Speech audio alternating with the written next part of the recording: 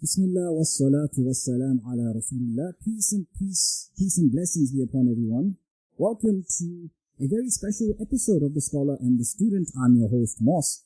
And today we have our very first international interview with our brother Salahuddin Mazhary, all the way from the UK.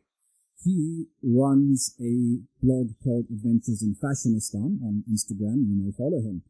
And he's very enthusiastic about different cultures, about traveling. He's traveled to about 15 or 16 different countries as of this recording. And if you follow some of his blog posts and his Instagram videos, you'll see that he has a penchant for indulging in different cultures and giving his own life to them, if I may put it that way. He is also a very avid Harry Potter fan. And that is going to form the crux of our discussion for this episode today, inshallah. This is our first ever interview on Skype, so if there are some technical hiccups with the recording, the video audio, we apologize for that in advance. We're learning how to do this as we go. But Brother Salahuddin, welcome to the show, and in a way, welcome to Botswana. You are joining us live from, is it Birmingham? Are you from Birmingham? No, London. Oh, you're from London. Anyway, so welcome to Botswana. Thank you. Actually, yeah, we'd like to host you in person though someday to actually experience our I'd culture. love to go and see the Okavango Delta. Oh yeah, oh definitely. That's very popular. I met a couple of English Muslims also once when I was in India, and yeah, that's almost all that they could talk about. I mean, they asked me as if I lived there. I'm like, no, it's quite a distance from where I live, but at least you know something about my country. Alhamdulillah. Anyway, Brother Salahuddin Mazhary. So tell us a bit about yourself, some introduction, and how you got into Harry Potter, and then I'll also chip in about how I got into Harry Potter. Yeah, so I mean, a bit about myself. So I was born in London, in one of the world's most multicultural cities. And in one of the world's most multicultural cities, my father came to the UK of a sort of like Indian Pakistani background, and my mother who's Syrian. So I'm a product of many different cultures. And even if you go back into my ancestry, there's Ottoman, there's Afghan roots, there's Iranian roots. So it's very much, I would say, like I'm a product of many different cultures and empires. And I reflect that in some of the work I do in Adventures in Fashionistan. So I grew up in a family where I have cousins from from Kurdish cousins, German cousins, Spanish cousins, Colombian, Brazilians, Jamaicans, like Somalis, Japanese, and from many other different countries. So I grew up absorbing a lot of cultures that I came across, and especially in London. It's a great place. It's one of the centers of the world. So you're surrounded by many different cultures. And then also it's much cheaper to travel around the world from London than it is anywhere else.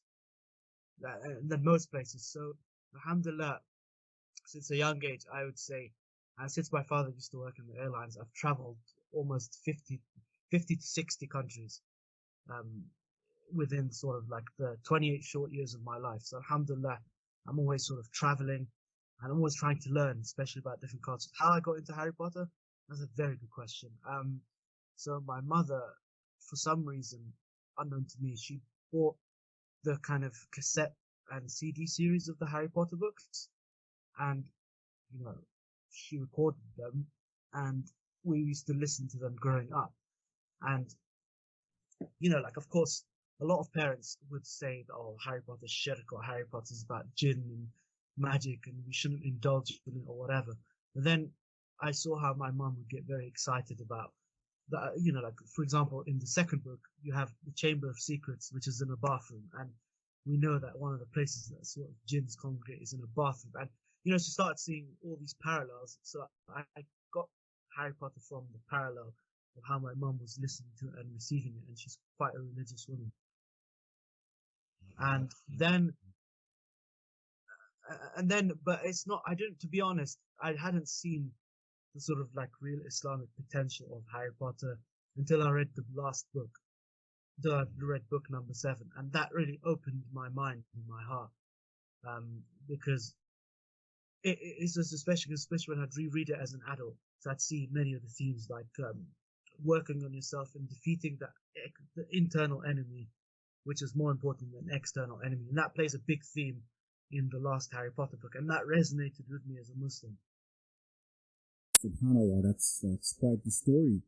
And, well, in my opinion, definitely a lot more interesting than mine. With me, so I grew up and Harry Potter was, shall we say, it was kind of the in thing. I was about 2 years old when the first book came out, so there wasn't much for me to read back then. But I think when I was about, let's say, 5 or 6 years old, I asked someone, I was really into video games, and I still am, in a way, I just don't get so much time to play as much. So I asked someone for the Harry Potter video games, which back in the days we used to have gaming magazines, and you just see a snippet of something over there. And I asked someone to get me the games for the first 2 Harry Potter films, or shall we say the first 2 entries in Harry Potter. That's Philosopher's Stone, Sorcerer's Stone if you're in the US or something, and then Chamber of Secrets. And instead of getting me the games, he got me the movies instead. And okay, I was bummed out for like 2 seconds, but then I popped them in. They were VCDs, so if you're old enough to know what that is for the audience, the VCD is pretty much like a DVD. You have to put in like part 1. Once that's done, you take it out and put in part 2 or part 3, sometimes depending on how long the movie actually is. So I watched them and I got hooked. And Prisoner of Azkaban, which is the 3rd entry, did not come in for a good couple of years after I finished Chamber of Secrets. But for me, I guess the films were more accessible at that age, and they are kind of what built my interest in Harry Potter. And ultimately, there came a time when I had to put on spectacles, and I started wearing the round ones, similar to the ones that Daniel Radcliffe put on when he acted in the Harry Potter films. And by the time the 7th book was released, that was about 2007, if I'm not mistaken. And I remember vividly, I was watching BBC on the day it was released, and you can imagine when the BBC covers something like Harry Potter being released, then you know it's a big event. And I saw all the lines at, Bloomsbury and all the bookstores across the UK and London, and how everyone was lining up to get their copies. And I thought it was a bit funny at first, but lo and behold, the very next day, I walked into CNA, which is a popular bookstore here in Botswana, and guess what I did? I saw the 7th installment of Harry Potter and the Deathly Hallows, and me being the Harry Potter fan that I was, I begged my dad to have it, and I bought it. And I'd actually waited to say I was one of the first people in Botswana to actually have bought Harry Potter and the Deathly Hallows. And yeah, if someone... In Botswana? I would wager, because the very next day after it was released, it was in the bookstore, and I just went and picked it up. So, it's debatable, but I think I have a basis to say that I am one of the first people to buy that book. And that was probably one of my first proper novels, actually getting into the story and getting into the characters. And of course, some things were a bit alien to me. I didn't exactly know what a Horcrux was, but I figured it out and got to know by the end of the book. And after I finished the 7th book, that's when I went and bought the 5th and 6th entries of Order of the Phoenix and Half-Blood Prince. And it's kind of weird that I know how the story is going to end. I know the climax, and my sister actually made fun of me for that. Like, you know what's going to happen. Why go back and read it? And I just got so engrossed in this world. I can't just leave it like that now. So going back and reading Order of the Phoenix and reading the Half-Blood Prince, perhaps I didn't pick up on some of the themes that we're going to discuss today because I was quite young, but it gave me more of an insight into this world that J.K. Rowling had built for herself, and more into the characters, and actually understanding that the Order of the Phoenix is not, when I heard Order of the Phoenix, I thought like order as in command, but no, it actually means order as in a group, and exactly who these people were, what their purpose was in the world of Harry Potter, and so on and so forth. So that's practically me. People actually used to call me Harry Potter back in the day. That's long before I grew a beard and everything. But Alhamdulillah, that's more or less my entry point. And I'd like to also add on this whole thing of, Harry Potter is haram because of magic and what. And I think I'm going to put a disclaimer here, which is the same disclaimer I put at the beginning of my Howl's Moving Castle review, which I did send to you, if you remember, you asked for it. Yes. So, Howl's Moving Castle is also similarly a book about magic, and it's got elements of a love story, romance, and what have you. The thing is, look, I believe as Muslims, we should grow a background. Just because we're reading about someone doing magic does not mean that tomorrow we're going to start practicing dark arts or satanic things. There are plenty of other things in Harry Potter and Howl's Moving Castle and any other book for that matter to focus on besides the actual magic and how magic itself is. I agree. Yeah, it's kind of just a metaphor for so many other things that are going on. I mean, look at people like Hermione, who is a muggle born. I was going to use the other word, that starts with mud, but that's kind of a bad word in the Harry Potter universe. Muggle born. She's born into a non-magical family, and yet she still becomes one of the most brilliant witches of her day. And I also want to add a point about that. About Hermione. I'm glad you brought Hermione up because there's a hadith that said like the Arab is not superior to the non-Arab, and the non-Arab is not superior to the Arab except through taqwa. And as funny as it is to say that, from our understanding, from how it resonates with us, she would exemplify taqwa in the sense of excellence and piety, because in whatever she takes up in the wizarding world, she tries to be the best, and she does become the best. And it's nothing to do with her personal background, and her circumstance doesn't have any bearing on the excellent sort of person that she becomes, accomplished person that she becomes throughout the Harry Potter series. So I think that's a very important point. And I also wanted to add a point that Muslims, when you look at how, like, if you look historically how we conquered the world, was through sort of was through kind of filtering, taking Islam and going into other cultures, taking what was good and filtering out what was bad. So, for example, in Indonesia, you had this form of puppet theatre called Wayang Kulit. And before, a lot of the characters used to resemble a lot of pre-Islamic idols and everything. But then they cleansed that. They replaced a lot of the characters with sort of characters in the Islamic sort of story verse, like whether it was the companions or whether it was the famous Sufi saints who spread Islam to Indonesia. So we're not there to kind of like, there's many good things in British culture and American culture that we can accept, and many things that we could also reject. You have to take the good of wherever you find it, and that's why you have that hadith, like the word of wisdom is the lost property of the believer. Wherever he finds it, he's most deserving of it. So you find wisdom in all corners of the world. Yeah, definitely. And I'm glad you put in that hadith, that saying of the Prophet Muhammad, peace be upon him, because usually when people ask me about what this podcast is about, it's hosted by a Muslim guy, which is me, but it's not just about preaching and sermons and what have you, as if you have gone and someone is forcefully trying to convert you into Islam. This idea of wisdom and being able to see it in many different facets of our culture, of our life, is something that I believe as Muslims we should put an eye for. And this is not something that we're inventing in the year 2020.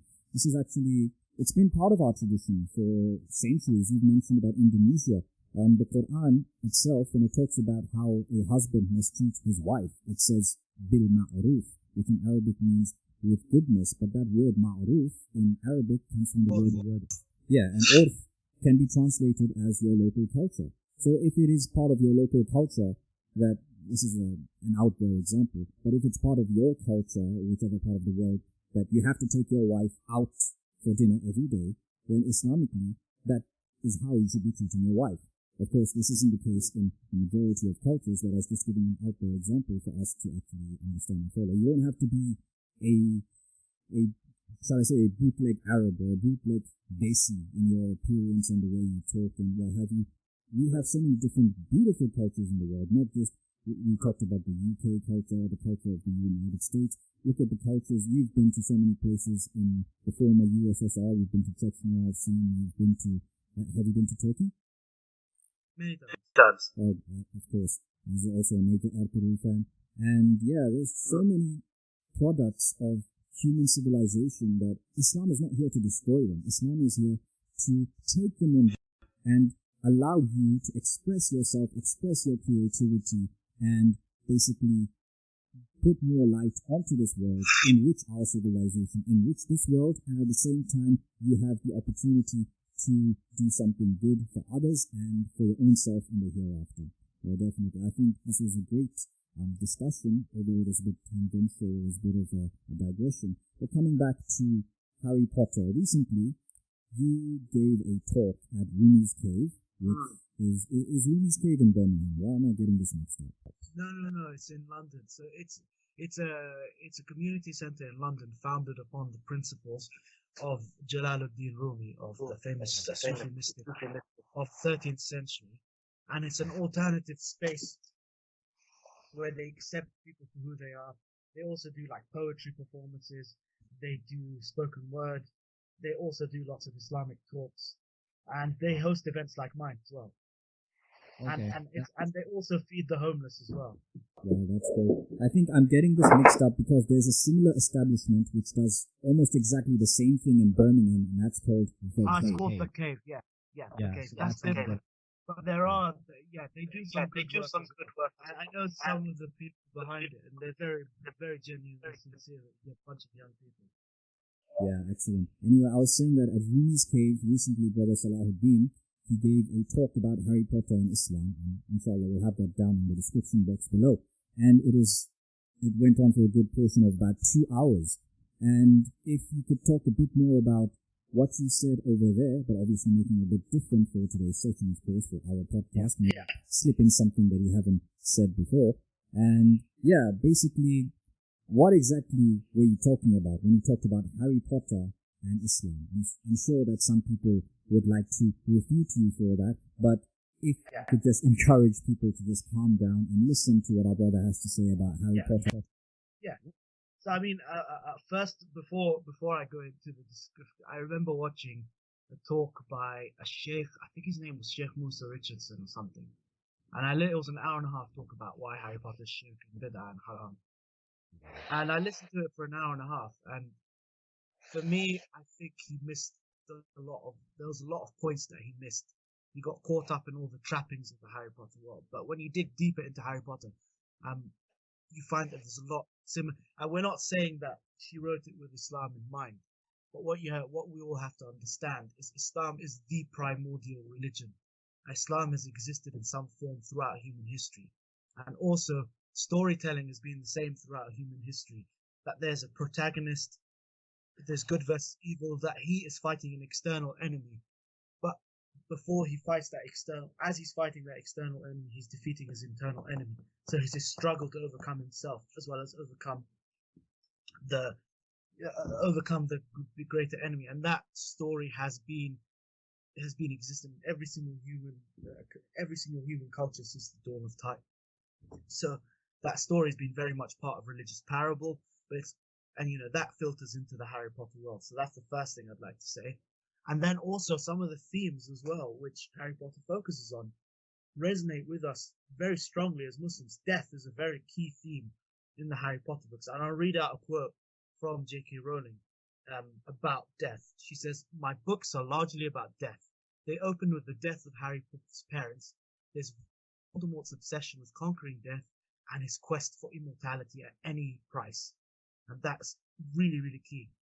And as Muslims, we know that there's a verse in the Quran, there's every soul shall taste death, and only on the day of judgment will you be paid your full recompense. And then also, he talks about the foolishness of running away. So quickly, first, before I go to that verse, I'd like to point out that the term that the character of Voldemort is called in French means means the flight from death. It means the person who flees from death. And this is really interesting now. Listen to this Quranic verse. "Death from which you are running away from will certainly catch up with you. And then you will be returned to the knower of the unseen, and he will inform you about what you did." And then it says, "Whoever so you may be, death will overtake you, even if you are in the fortresses built up strong and high." So immediately, like, Voldemort becomes like a parable of a person entrapped by the sort of like illusions of dunya and avoiding death. And we see that in Fir'aun, and we see that in many tyrants mentioned in the Quran, how they will do anything to prolong their life. They will kill people, they'll break sacred norms, they'll defile people, they'll defile holy and sacred places and people, and they fear death. And that what makes them, like, in a way, sense, kuffar. Like, it's a bit interesting. Like, Voldemort is the archetypal kuffar that we understand, that we would understand in Islamic scripture. that person who tries to avoid death and doesn't accept death and does anything to inflict death on other people. Whereas Harry is the antithesis. He's the opposite. He always accepts death. And, like there's something that Dumbledore says, which is really interesting in one of the last chapters of The Philosopher's Stone. He says, after all, to the well-organized mind, death is but the next great adventure. And he says something along the line that we shouldn't fall into despair. And that tallies with an Islamic understanding that life and death are stages. And it is an adventure in some ways because, you're in your mother's womb. You don't know what adventure is going to come when you enter this life. You're always fearing entering this temporal life. But when you're in this temporal life, you're so attached to it and the trappings of it that you are scared of moving on to the next stage. I would also like to read out a saying from one of the ulama. It says, the most wise among you is the one who remembers death the most, and the most prudent among you is he who is most prepared for it. So that's also perhaps why, like, Voldemort fears death, because he fears. I don't know if you remember book number 4, when Harry goes into the he touches the Triwizard Cup and it transports him to the graveyard where Voldemort sort of is becoming powerful again and comes back to life. Yeah. And there's a moment where their wands connect, and a lot of the souls or the voices or the memories of the people he killed come to torment him.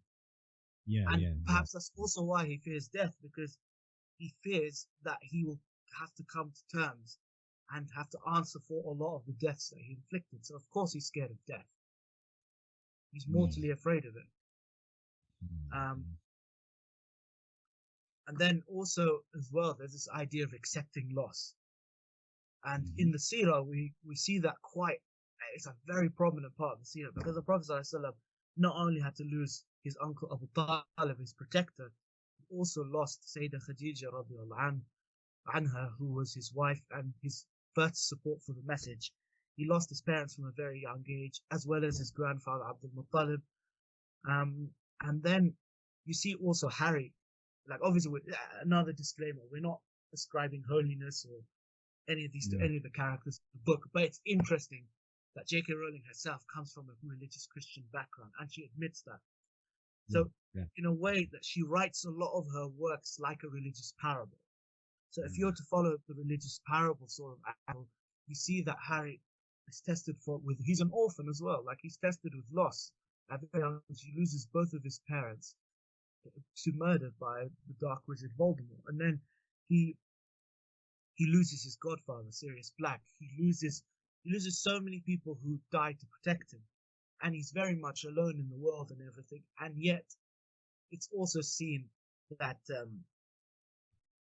it's also seen that he is, and also I'd like to get to the idea of Horcruxes.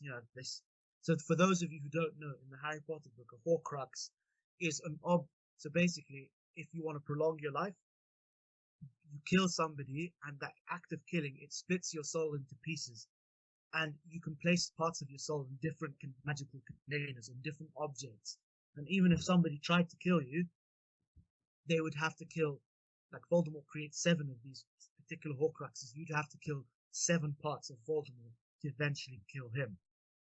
And I thought, like, moving on to the idea of, and also, like, as Harry sort of destroys those Horcruxes, he's destroying a lot of his attachments to life. And I'll come on to the Horcruxes when we get into the Jihad Nafs section, because I think I can do it a bit better justice there. But also the idea of like being a shaheed is a massive part of Harry Potter. So people dying and sacrificing for their cause. So, like the house elf, for example, and I know it sounds funny to say this, but that house elf Dobby, in a way, like if you look at it from an Islamic angle, it's like, well, that does sound like a bit of a shaheed. And also like a lot of people die for Harry, like Lupin and his wife Tonks. Then you have like Rufus Scrimgeour, the Minister for Magic, in the 6th book, and in that part in 7 books, he dies to save Harry and not to reveal any information about him. And I think there was a very powerful moment at the end of the Harry Potter book, when, when he twirls the resurrection stone that brings some sort of likeness of the people who you loved back to life, like not back to life, but in some sort of form. And it reminded me of the verse of the Shuhada, and never think of those who've been killed in the cause of Allah as dead, rather they are alive with their Lord receiving provision. And it's not exactly the same, but I thought it's almost as if she understands and has taken the idea that the people who may have been killed, the people who may have sacrificed themselves to you, their love and protection lives inside you. And I think, like for example, Harry's mother, right?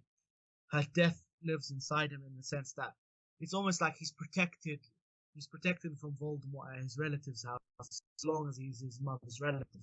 And it's like his mother is protecting him. And I found that really powerful. Yeah, definitely. So the theme of how someone may be physically gone from this world, but they live on in us. And in the case of Lily, which is Harry's mother, it was actually her love in the first place. I believe Dumbledore describes it as a moth or something, or at least he did in the film, that bond that Harry's mother had is pretty much what prevented Harry from being killed that night, if I'm to paraphrase it in a long sort of way. Yeah, and also there's this idea of like filial piety, piety, like respect to your parents and fulfilling their duties even after death. So what we're told, of course, is that after your parents die, there's three things that you can do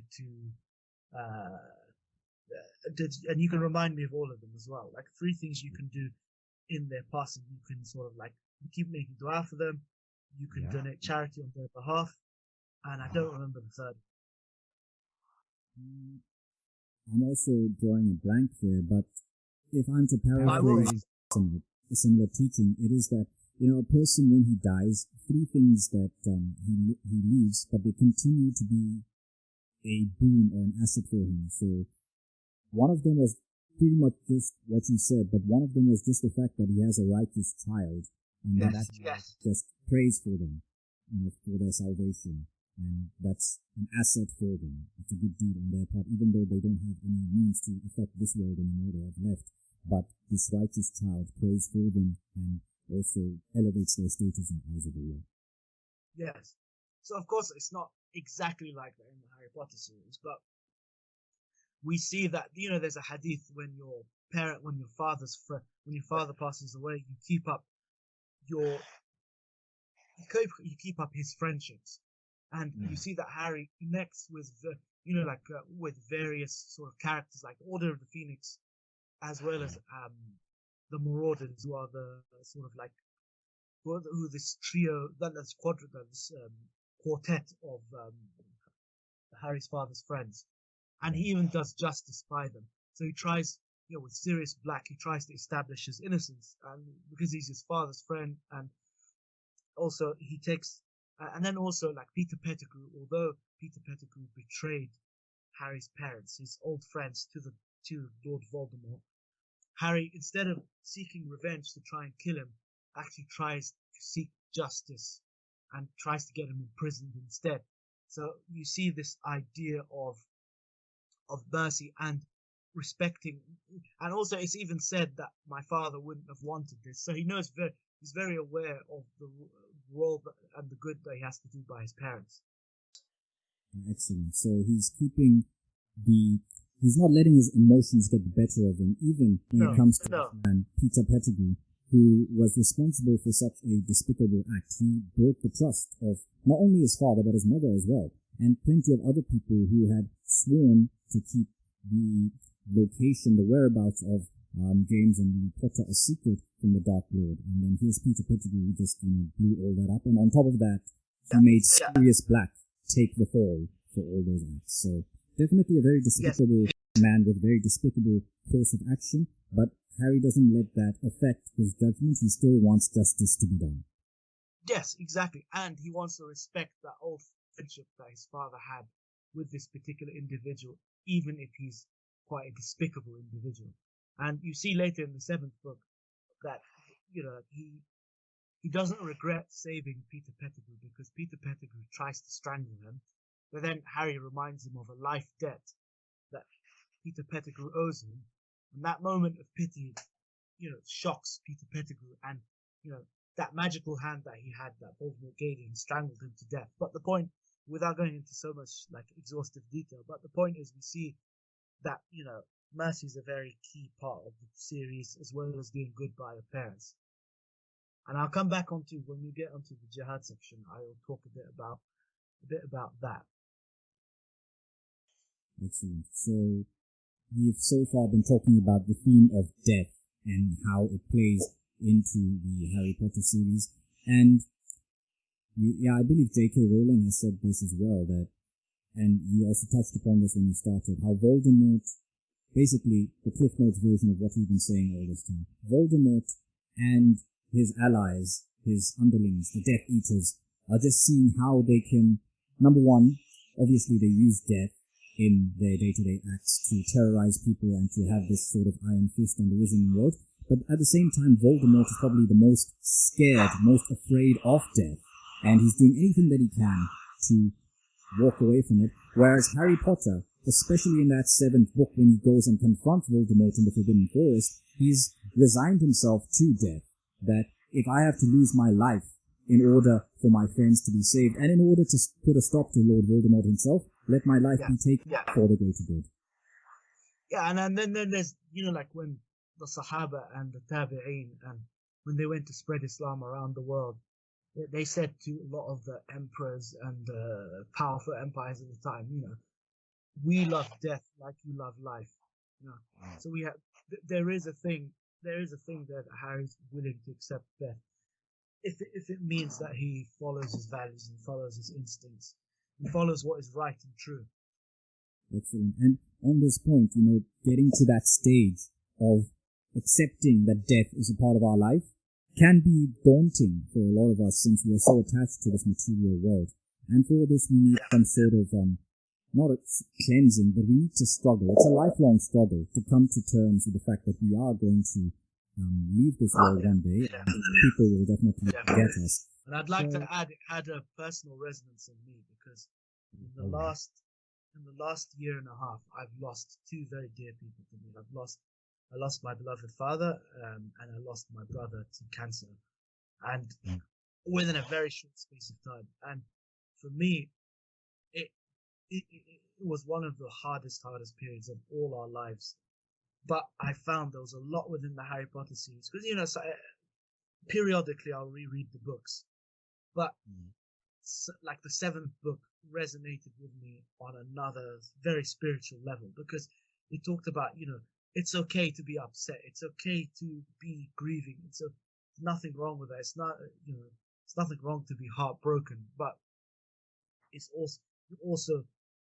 there's also the antidote where you must pick yourself up, dust your feathers, and get on with life. And you continue doing the good works that you always were doing, and you try and make that parent proud, and you try and be, you're mindful of your, now since my father passed away, because he, mashallah, had a very wonderful reputation as a global traveler, as somebody who's a global humanitarian, and somebody who helped people in need wherever they were, and would go into war zones and do those sorts of things with some of the poorest people in the world. You're there to fulfill you're there to kind of, maintain that very good reputation that he has, and to fulfill the best person you can be, as well as continuing his mission. And I see that in the Harry Potter series as well.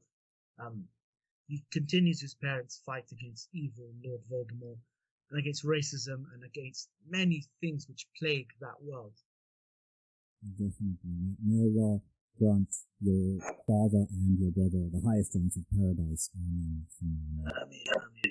But as you said, it's not easy. We go through those human emotions, sadness. Even our own Prophet Muhammad sallallahu alaihi wasallam, peace be upon him, he also shed tears when Khadija radiallahu anha died, when his uncle Abu Talib died. That year, in the seerah and the biography of the Prophet Muhammad ﷺ is called the year of sadness, Amul Hazm, the year of sadness, because he lost his two biggest pillars of support. So it's not wrong to feel these emotions, but I like how you said that there is an antidote. You need to pick yourself up and carry on with your life's mission and give life to those who have passed on. Definitely, and there's a very key moment within the seerah as well. The Prophet ﷺ, from when he has a child with Maria Qibtiyya, Ibrahim, and Ibrahim dies at a very young age in his infancy, and then one of those, I can't remember the exact story, but one of the Sahaba was asking why he's grieving or something of the sort. Sure, should you be grieved or something of this? He said, "Am I not human?" He was shedding shedding a lot of tears and was in a state of heartbreak. There's nothing wrong with that. It's just that one has to pick themselves up, I suppose. Of course, and for this we need to do some sort of striving or struggle, and this segues very neatly into the next theme that you had lined up, which was jihad and nafs. And no audience, for those of you who are unfamiliar with these terms, jihad does not just mean senseless killing and all that rubbish you see on the internet and on mainstream TV or what have you. Jihad simply means, in this context, a struggle, and jihad in nafs means struggling against yourself. And according to you, Brother Salahuddin, this also pops up very frequently in the Harry Potter novels. Oh, massively, especially in the 7th book. So you may recall earlier I mentioned the idea of Horcruxes, the objects in which different pieces of Lord Voldemort's soul are sort of stored. And what's really interesting is that in the Sufic sort of understand, amongst many of the mashayikh of Tasawwuf, a lot of the shuyukh of spirituality and Sufism, a lot of them ascribe to this idea that there are 7 levels of the nafs, and 7 levels that you must clear before you reach a state of sort of contentment with Allah's will.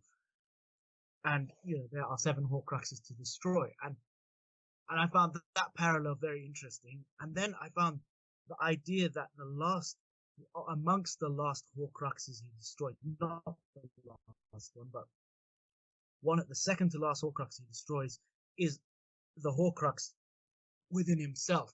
So a part of Voldemort's soul attached itself onto him when he was a child, and there was no other sort of living human being in reach.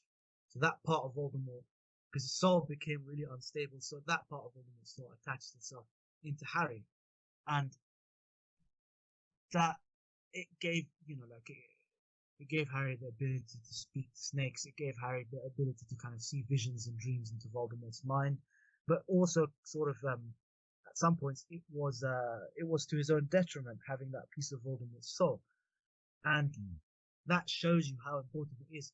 In the heat of battle, Harry, instead, you'd think, oh, he should just go and fight Voldemort. He allows himself to be quote unquote killed, but that only that part of his Horcrux, the Horcrux within himself, is destroyed.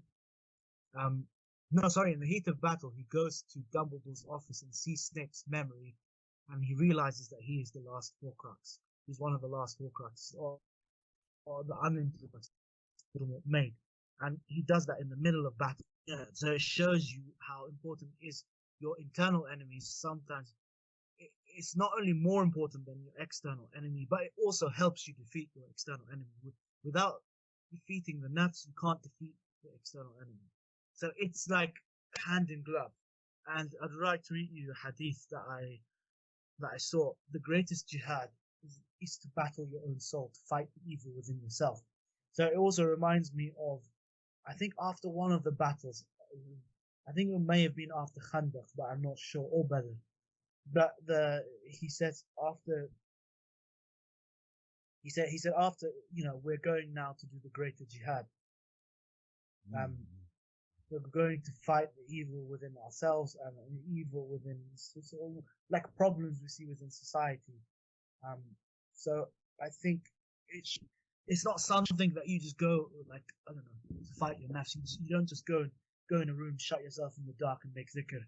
It's being part of the world. It's struggling. It's working on yourself. And you see throughout the Harry Potter series that Harry's tested by his own nafs. So I don't know if you recall that in Harry Potter number 4, in the third try was a task when they're in the maze. Yeah. So there's a point where Harry almost abandons Cedric to, when a spider or one of the bushes sort of eat him up. I can't remember. This is the difference between the film and the book. But in any case, he almost abandons him, but he bites that this fleeting desire, and he not only helps his fellow competitor up, they go and they take the cup together for Hogwarts. So he thinks of a much bigger aim. Also, you see in the sort of seventh book that when Ron destroys the Horcrux, before he's destroying that Horcrux, he almost abandons that mission. Like, he almost abandons it because, that Horcrux tempts him with his visions over his misplaced jealousy over Hermione and that fear for his family's safety. But in the end, he destroys it. He overcomes himself. He overcomes the worst aspects of himself. And he'd just come back after running out on the trio.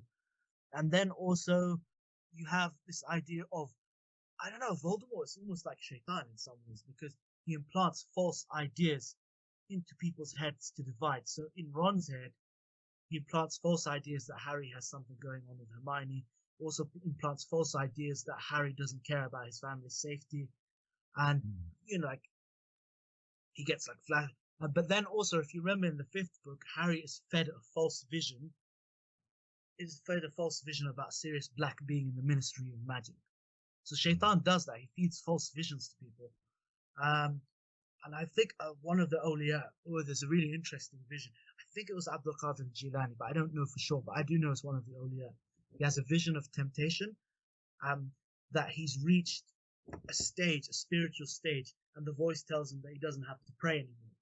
And he rejects it outright. He said, this is a trick of Shaitan, because if I was that great, and the Prophet is arguably he is the greatest human being that ever existed, and miles ahead spiritually of anybody else that's ever existed. He had to pray. So why? This is a trick of Shaitan. Definitely. So this theme of deception, and Shaitan is not going to give up. The devil will not give up. And in fact, when you're on your last stages, in your last breath, that's when Shaitan, the devil, is going to come out with all his guns and try his hardest to get you to disbelieve. And that's part of our belief as well. We have to always be on the lookout for Shaitan and from his deception. So jihad enough is a lifelong struggle. Definitely. And then also, if to touch also on physical jihad as well, I think it plays a very important role in the Harry Potter books. But it also shows that much like the very strict laws of war that we have in Islam, so for example, you can't even cut trees, kill women, elderly people, children, sick people, old people, monks and priests, disfiguring dead, destroying places of worship, killing those who surrender, and not enforcing Islam. I think there's a very, very powerful, there's many instances of Harry showing mercy. So for example, when Peter Pettigrew, he had the chance to kill Peter Pettigrew, but instead he shows mercy. And he's also, he also tells the Minister of Magic that he doesn't, in book number 6, that he doesn't like the methods the ministry uses to lock up people. Like, for example, jailing people without trial. And then also he tells off Lupin, his father's friend, for making it, because there's a scene in the last Harry Potter book at the beginning when they're escaping Privet Drive, like the Dursley house, and Harry refuses to use killing curses or stunning curses and knocks people off their broom, for example. And there's very interesting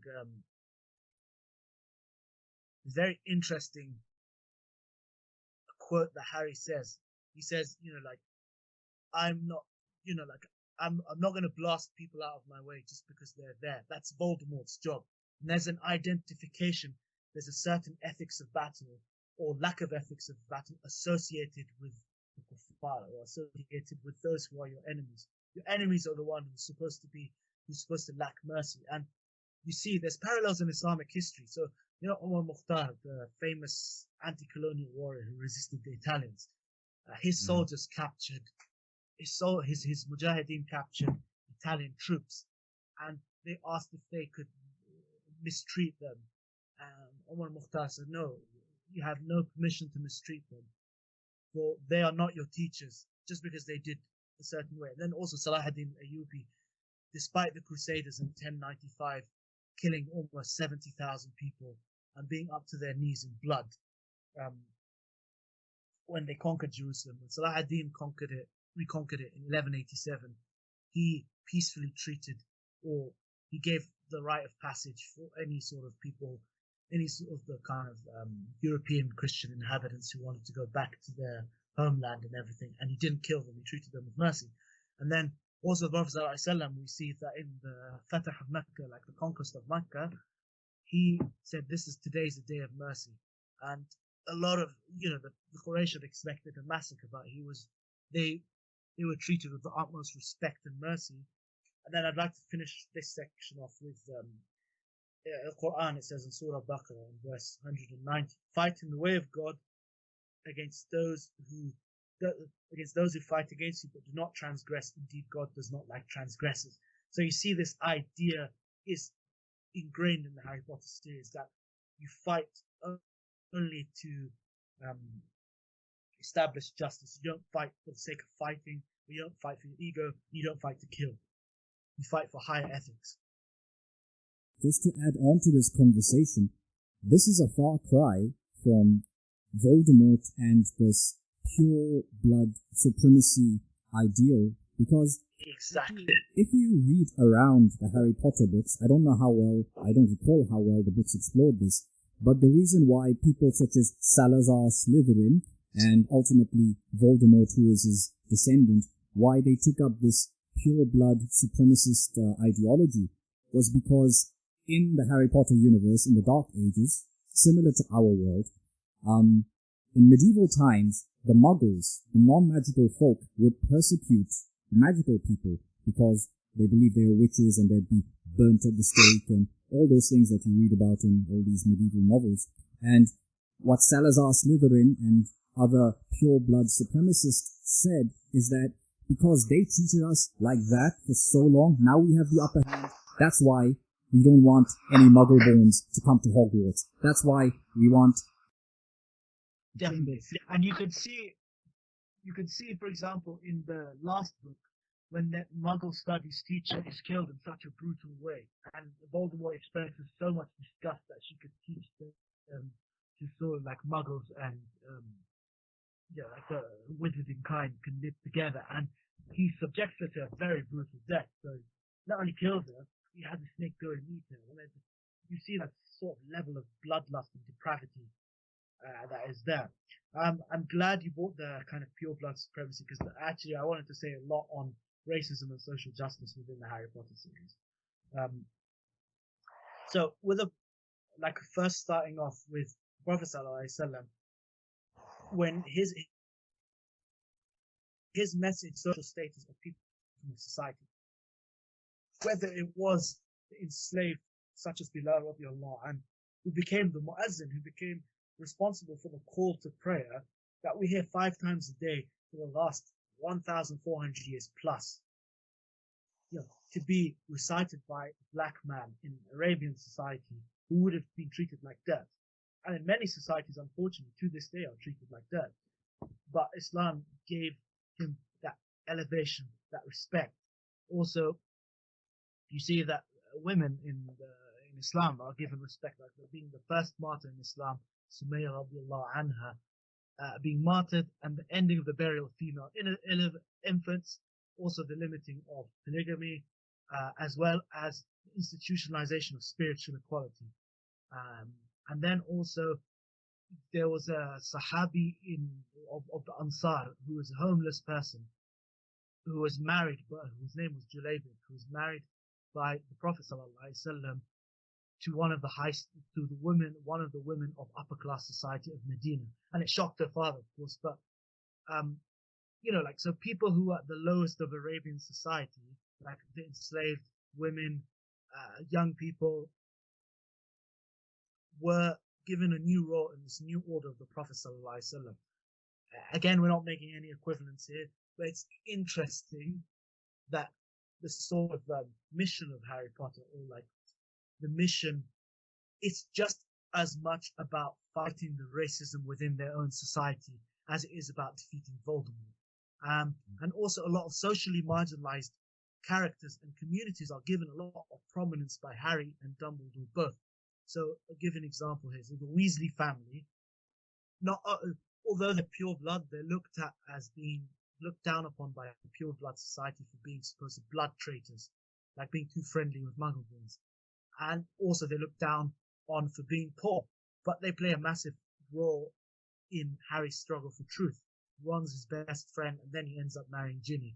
But then he ends up, that the Weasley household becomes one of his key refuges in his hard times. And then also Dumbledore as well, he employs people as part of the Hogwarts staff who would not be given any sort of place in wizarding society. So he gives Hagrid a job as a gamekeeper, but Hagrid normally would be discriminated against for being half giant.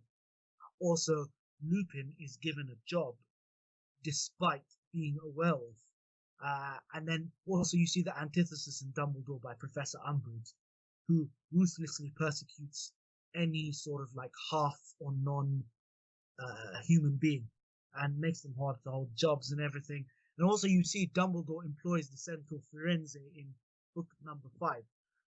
And then also you see that there are other characters who are considered, Luna Lovegood, she's one of the characters of Harry Potter. She's universally considered a weirdo, but she plays a prominent role in Harry's mission. So, for example, her father's magazine hosts an interview, Harry's first interview, where he gives his story on how Voldemort came back to power.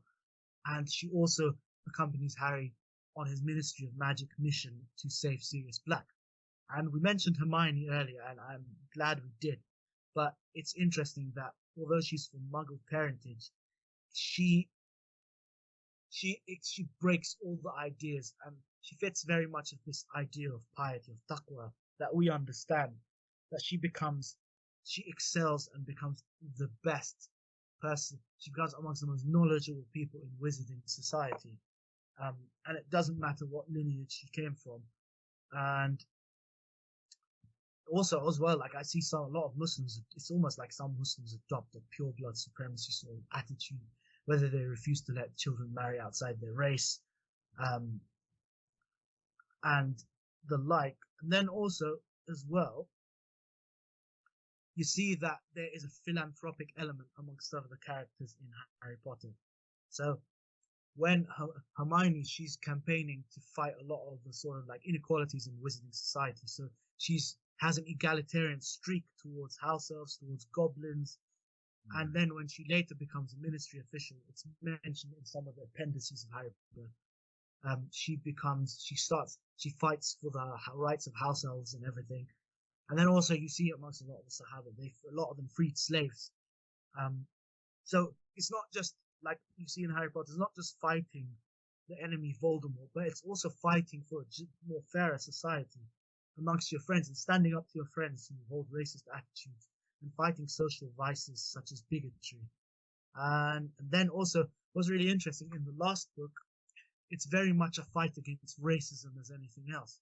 So Umbridge is the head of the Muggle-born Registration Commission when, for those who don't know, in the book, the Ministry of Magic is taken over by Voldemort's acolytes, and she participates in the persecution of those who are born in non-magical families. And Voldemort and J.K. Rowling said, like, Voldemort uses almost like what we'd recognize as Nazi symbols. And of course, we know as Muslims, we stand categorically against all this sorts of racism. So racism, much like in Islamic scripture and theological works, is thoroughly condemned as it is in the Harry Potter series. So there is that very strong egalitarian streak which runs throughout the Harry Potter series. Excellent. I had two thoughts as you were speaking about this.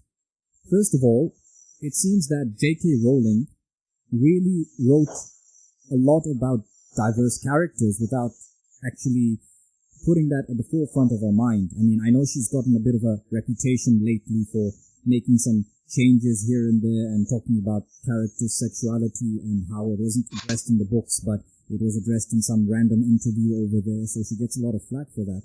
But I was just thinking, in today's day and age of media, and how there's this push for some forced diversity in movies or film or whatever it is in books, J.K. Rowling managed to write a diverse set of characters without actually putting her mind to it in that sense. She was writing about everyday social ills, and yet she still came up with this diverse set of characters with their own challenges that very much parallel the real world. We talked about Nazism and racism and what have you.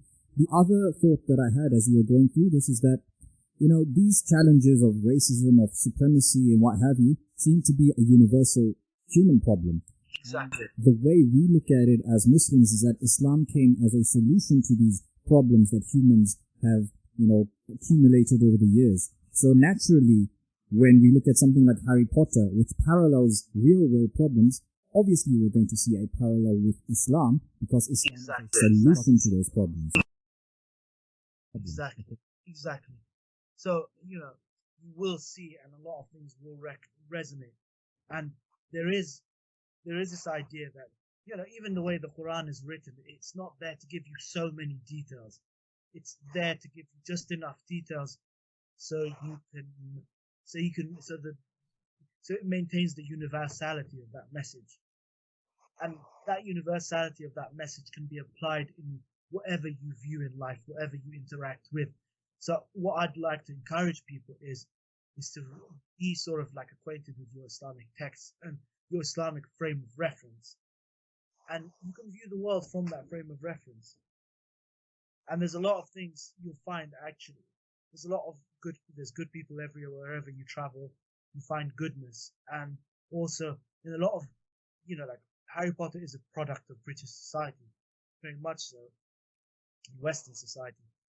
I would say perhaps, you know, there are some very bad aspects of Western society, but I think Harry Potter represents some of the better aspects of Western society and Western literature. Absolutely. And on that point, say what you want about Harry Potter, but it got an entire generation of kids, which is us, back into the books. I mean, I understand that people born in the 80s, I've talked to them and they don't really care much as we do because they had so many gems, but you have to understand when we were growing up, everyone was glued to a screen, and then Harry Potter kind of took us back to the books and allowed us to expand the popular things that come out of something which I have already gone into. Exactly, and there's wisdom in everything that you see. So, for example, and there's this idea that you seek excellence. Okay, let's say you're a travel writer, you become the best travel writer, because that's part of being, you know, like being a good Muslim. Like, is to seek excellence or ihsan in everything that you do, and excel in everything that you do.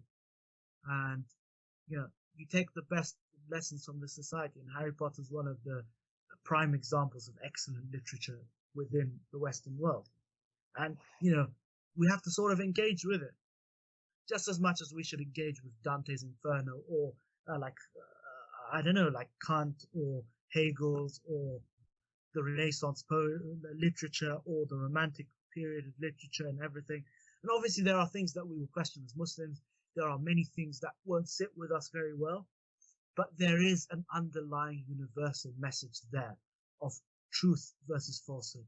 And I think that you can clearly see in the Harry Potter series. And, you know, especially when we go on to the section where we discuss the idea of being alone on the truth and also the idea of slander and being steadfast and resolute in the face of it. Excellent. And mentioning slander, you know, there is a lot of slander, particularly in Order of the Phoenix, which is the 5th entry of the series. And it's funny because in the very next entry, Harry is like celebrity number one. All the girls want to slip in a love potion and be with him and all this kind of stuff.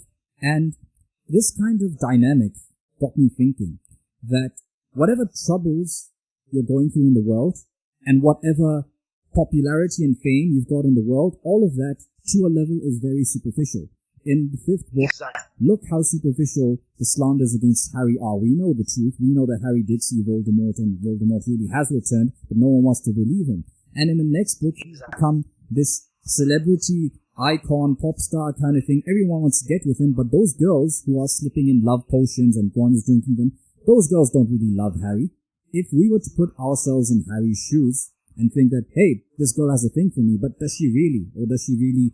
What's she up to? She's just after the status that you've just gained by being the chosen. Exactly. So I think it also shows you the fickleness of people. And the fickleness of people, how they run after status and power. And, if they see somebody in the spotlight, they'll be there for them. But as soon as when Harry needs the wizarding community the most, they abandon him. So, there are slanders against his person. There are slanders against his very sanity in most of book number 5. And hardly anybody comes to defend him.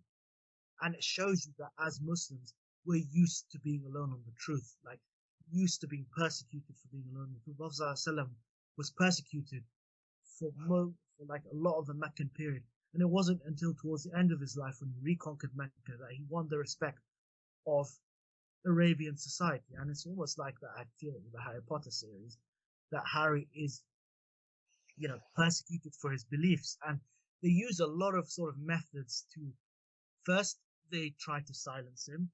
So, they try and co-opt him. So you see the famous story of Brother Salahudin is given, he said, they offer him the kingship. They say, even if you give me the sun in my right hand and the moon in my left hand, I will not abandon this mission. And you see a resolve of sorts in the Harry Potter series where he refuses to abandon his mission despite the attempts to silence him. So Professor Umbridge sends Dementors after him. Also, Rufus Scrimgeour in the 6th book, he basically offers Harry a job to be an Auror effectively, to bolster the sort of Ministry of Magic's image. And, he's all surrounded by all these temptations. And also, I'd like to read you and then also you see in book number 5, the Daily Prophet, which is controlled by the Ministry of Magic, is very much like the media we experience against Muslims today. And I'd like you to read your quote from Malcolm X. If you're not careful, the newspapers will have you hating the people who are being oppressed and loving the people who are doing the oppressing. So Harry is being oppressed, yet he is hated, and people are loving the Ministry of Magic, or at least taking what they have to say seriously. And then there's also this ayah. Then there's a verse in the Quran. It says, "O you who believe," it's in Surah Hujurat, the 6th verse of Surah Hujurat. "O you who believe, if an evildoer comes to you with important news, verify it, lest you should harm people in ignorance, out of haste and belief in making decisions, and afterwards you become regretful for what you have done." So we see that, the journalist Rita Skeeter is very much part of this disinformation smear campaign of Harry Potter and Dumbledore. And she plays a part in book number 4 by sort of like lying about Harry. And then in book number 7, where she writes that book, The Life and Lies of Albus Dumbledore, and then Professor Umbridge slanders Muggleborns in a lot of sort of like Ministry of Magic literature about how they stole magic. So it shows you how, there are a lot of similarities and parallels of how we are, as Muslims, are portrayed as barbaric. We're portrayed as the aggressors when it's actually, like a lot of these kind of very greedy foreign powers who are stealing the resources of Muslim lands and destabilizing them, supporting dictatorships. Yet they portray themselves as the ones who are in the right. And they portray those who question what they do as in the wrong and terrorists or whatever. I'm not talking about people like Daesh and stuff, they are terrorists, but I'm talking about people who in principle oppose what they do, who question them, or who, even through peaceful means. Excellent. And would you say that in such a situation, reading up on Harry Potter kind of gives us a glimpse of, if you're reading it as a Muslim, it kind of makes you think that, hey, this is similar to what I'm going through, because I've read that a lot of Palestinians are fans of Harry Potter for this very same reason, that they see the parallel between Harry and their existence in the Gaza Strip. Exactly, and of course they would, because the whole world is insistent in calling them terrorists, or in calling them, and sort of believing the Israeli narrative, perhaps. But I think what they don't realize is that, there's Israel's the aggressor here. Like, they have the full monopoly on power and armed forces and the monopoly of violence. So how could they be the ones who are being oppressed? Of course, yes, in their history, Jews have been ruthlessly oppressed, but in this particular situation in Israel and Palestine, it's not the case. Then also, it just shows you there is hope. Like, even when Harry gets feted by the entire magical community for standing up for the truth, but you see there is a lull. It's a false sense of security, and Harry sees it as such, because they're also very fickle, because also the wizarding community also believes, like when Voldemort takes. So in the end of the fourth book, most of the fifth book, they don't believe him. They call him a liar. Then in the sixth book, he's feted as a celebrity. In the seventh book, when Voldemort takes over the Ministry of Magic, it's almost like a wizarding society. They're so fickle that they're misled very easily. And it also reminds me of a hadith that towards the end of times, there'll be like years of treachery. And the liar will be regarded as honest, and the honest man will be regarded as a liar.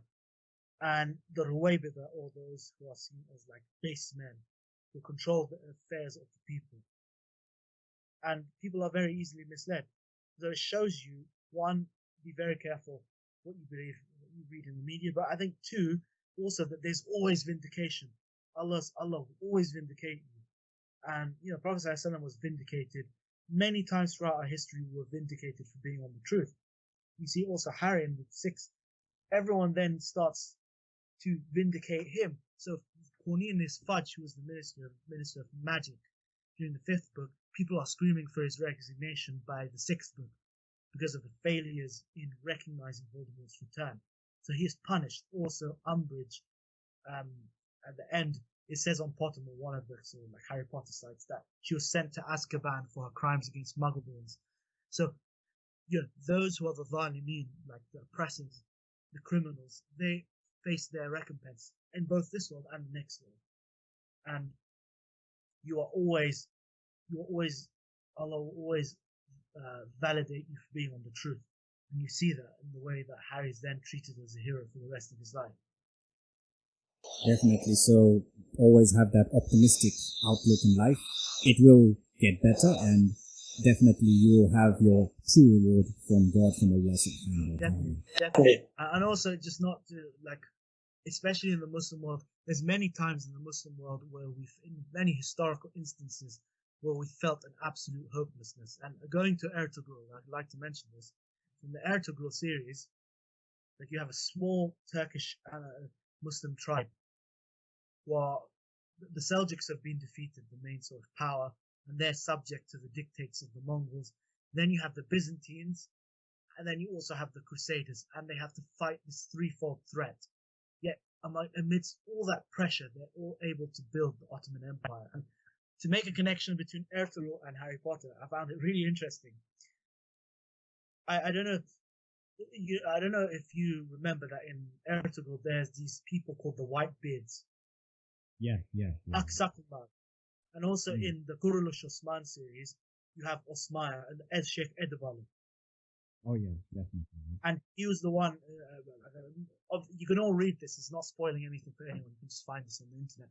Sheikh Edebali was the sheikh who was close, the Sufi sheikh who was close to Osman, and whom Osman, he had a dream about his empire, like about a tree growing and spreading to all corners of the world.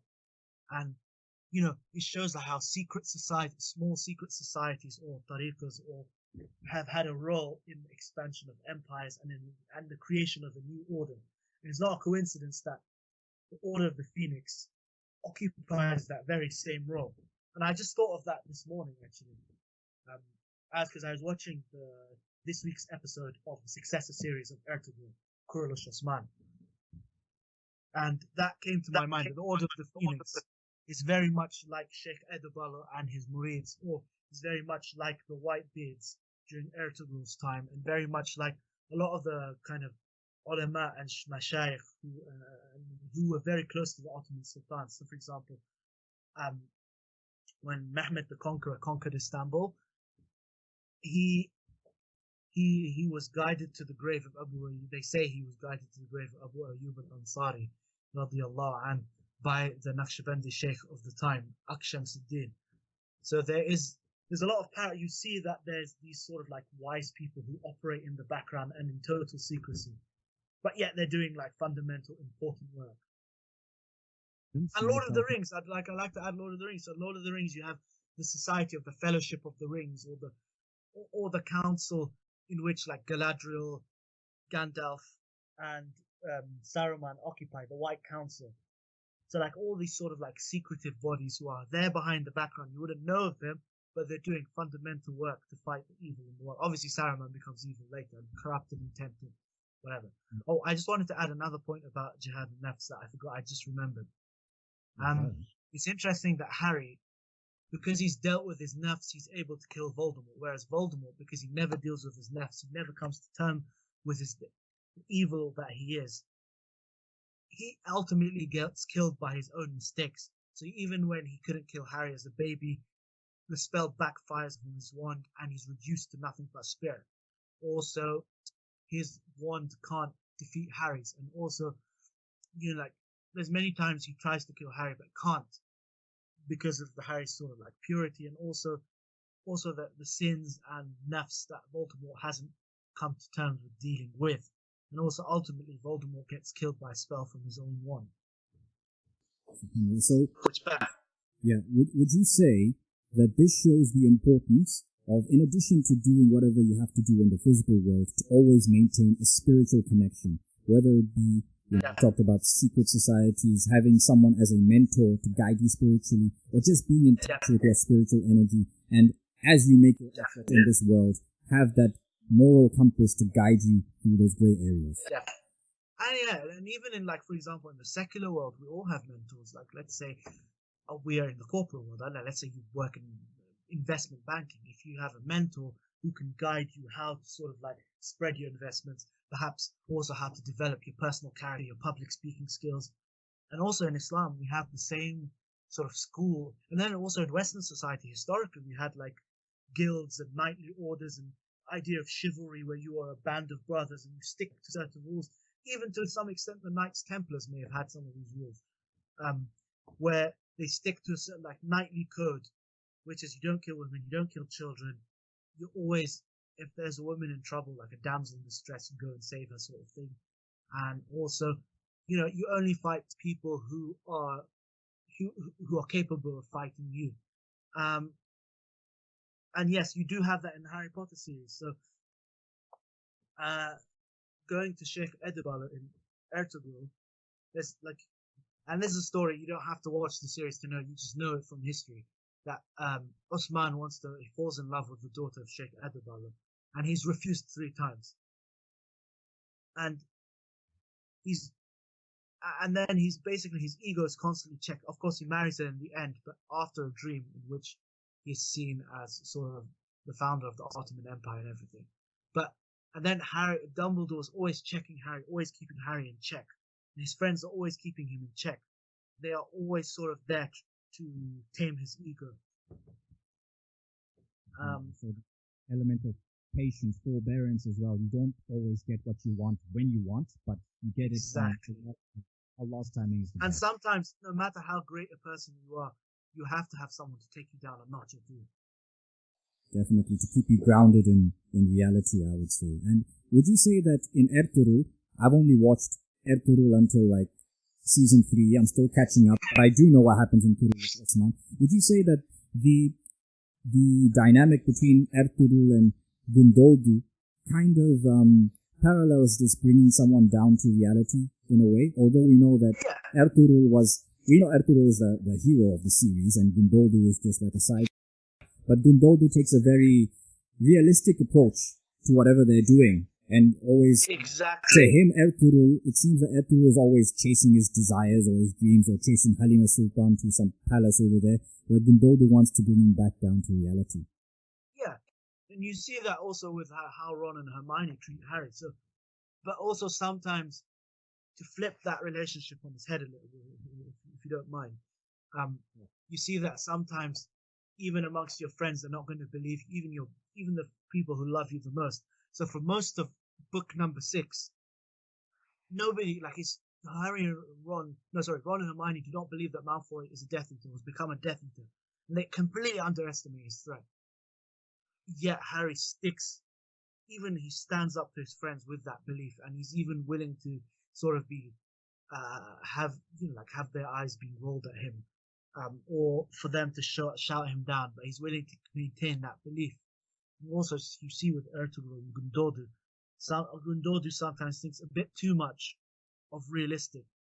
He doesn't think sometimes you need to fight against the odds. Sometimes you need to make a stand for justice, even. So, for example, when Halima and her father and brother come into the tribe, a lot of people like Gundogdu, and initially Seljan and what's the bad guy's name? Kurdolu. So they have this thing. No, we don't have enough supplies. This is winter. We're going to die. We're going to starve.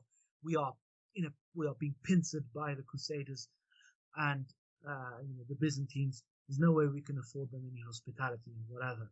Yet Ertugrul sees, no, giving up your guest or giving up somebody who's in need is an egregious act, even in the most desperate of times. And you do see many aspects of that in the Harry Potter series. So Harry, when the room of requirement burns in book number 6, he could have left Malfoy to die in the flames. And Ron gets very angry with him, if I'll kill you if we have to die for them. But he goes and saves his life anyway, on the back of a broomstick from the burning fire and stuff like that. So you see that aspect very much within Ertugrul. So he does things even if his friends will question it, because he knows it's right. Yeah. So, Brother Salahuddin, we have been going almost for 1 hour and almost 20 minutes.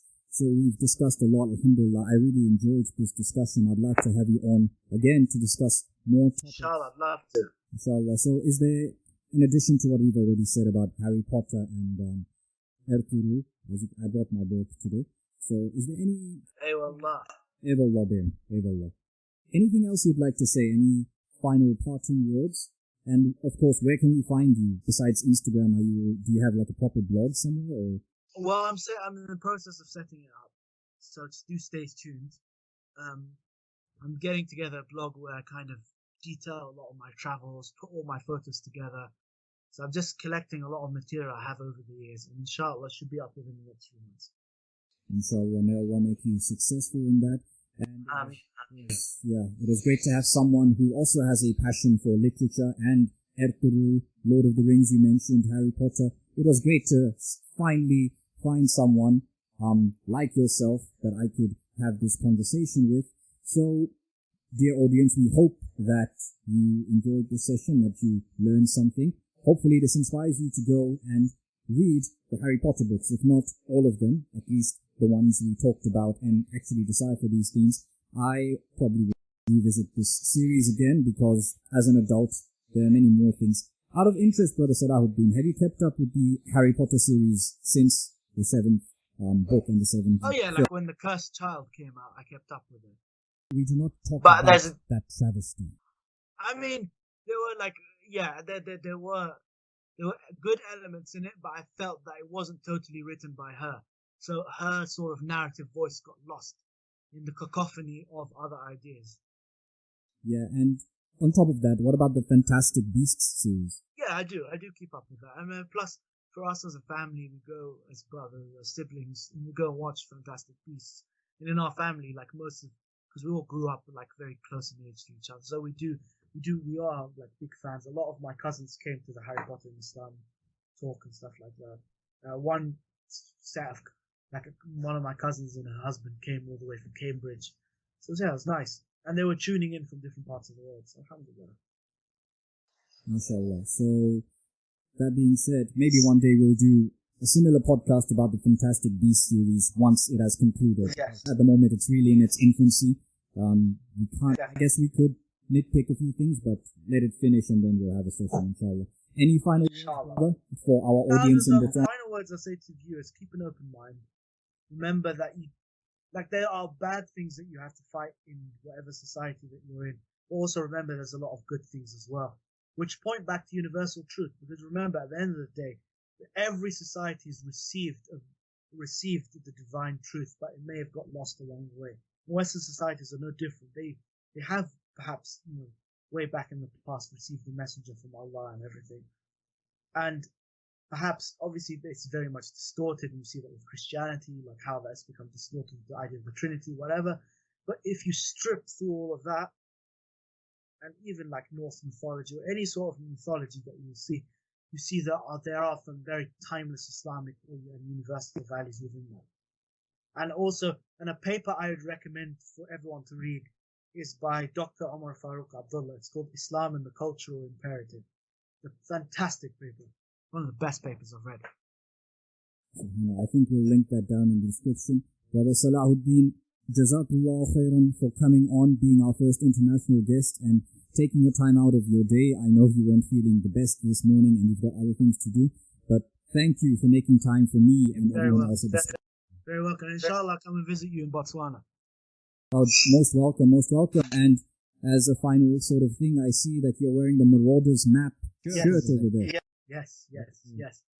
So I bought it in Primark. Funnily enough, it's one of these sort of affordable clothing stores. So they do knock off sort of discounts and everything, and they've got a good Harry Potter section.